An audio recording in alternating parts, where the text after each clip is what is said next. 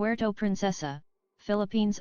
Vice President Kamala Harris called on countries Tuesday to stand up for territorial integrity and freedom of navigation in the South China Sea, which has been challenged by China, and said Washington would press an international campaign against irresponsible behavior in the disputed waters. Harris did not cite China by name but was obviously referring to Beijing when she underscored America's support to treaty ally the Philippines in the face of intimidation and coercion in the South China Sea. She spoke aboard a Philippine Coast Guard patrol ship docked in Puerto Princesa in the western island province of Palawan, which lies at the edge of the disputed waters. The highly symbolic visit was the last leg of a two-day visit that kicked off in Manila on Monday for talks with President Ferdinand Marcos Jr. citing the profound stakes for America and the international community in the region, particularly in the busy South China Sea. Harris called for a broad effort to fight for unimpeded commerce and freedom of navigation and overflight in the disputed waters. We must stand up for principles such as respect for sovereignty and territorial integrity, unimpeded lawful commerce, the peaceful resolution of disputes, she said.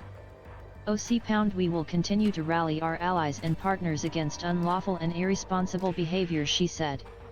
When the international rules-based order is threatened somewhere, it is threatened everywhere. A new confrontation erupted ahead of her visit to Palawan when the Philippine Navy alleged a Chinese Coast Guard vessel had forcibly seized Chinese rocket debris as Filipino sailors were towing it to their island.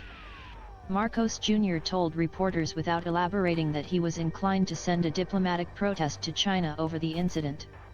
He added that he wanted a clarification because China denied there was a forcible seizure of the debris.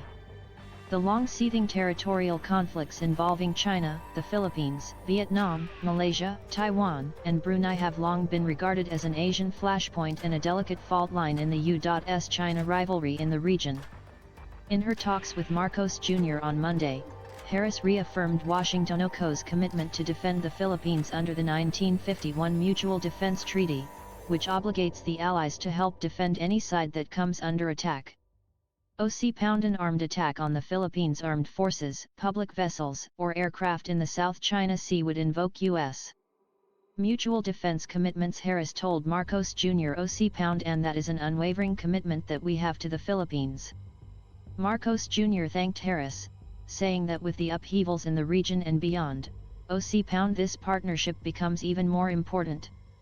In Palawan's main city of Puerto Princesa, Harris visited a small fishing community and discussed with impoverished villagers the impact of illegal fishing on their livelihood.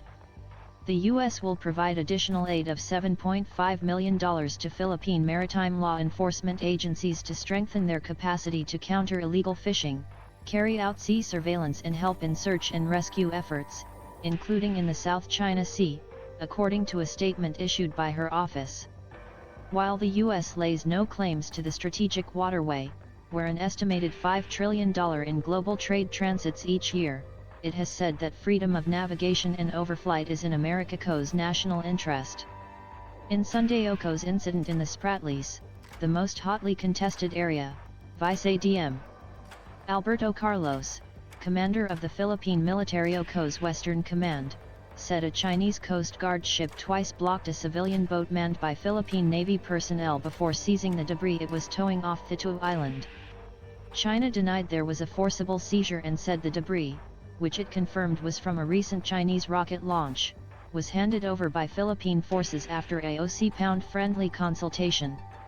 Chinese Coast Guard ships have blocked Philippine supply boats delivering supplies to Filipino forces in the disputed waters in the past, but seizing objects in the possession of another nation's military would constitute a more brazen act.